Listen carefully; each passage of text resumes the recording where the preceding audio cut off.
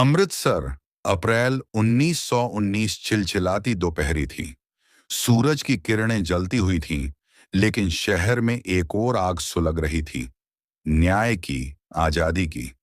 लोग जलियांवाला बाग में इकट्ठा हो रहे थे। एक आम सभा थी, जिसमें बुजुर्ग, महिलाएं और बच्चे भी आए थे। सबको उम्मीद थी कि अब कुछ बदलेगा। गगन नाम का एक 12 साल का लड़का भी अपने बाबा के साथ वहां आया था। उसकी आंखों में जिज्ञासा थी। बाबा, क्या हम अंग्रेजों को भगा पाएंगे? बाबा मुस्कुराए नहीं, बस चुपचाप गगन का हाथ थामे आगे बढ़ गए। बाग में एक शांत सा माहौल था। लोग बैठकर भाषण सुन रहे थे। कोई खामोशी से झंडा थामे बैठा था। तभी अचानक धड़ धड़ धड़, बड़े गेट से जनरल डायर अपने सैकड़ों सिपाहियों के साथ अंदर घुसा।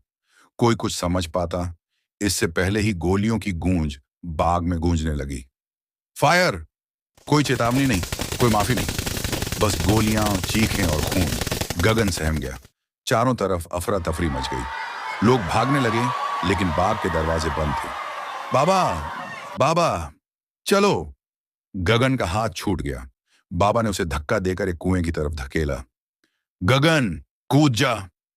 गगन ने डर से आंखें बंद कर ली और छलांग लगा दी।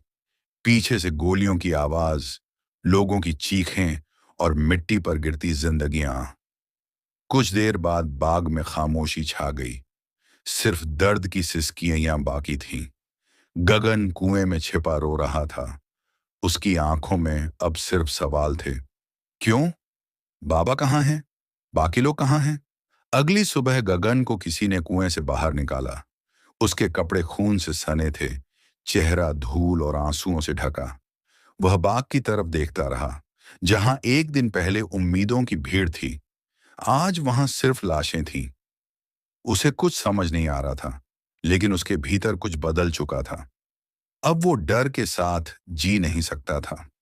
अब वो जान चुका था, आजादी सस्ती नहीं मिलती। जलियांवाला बाग की मिट्टी आज भी गवाही देती है।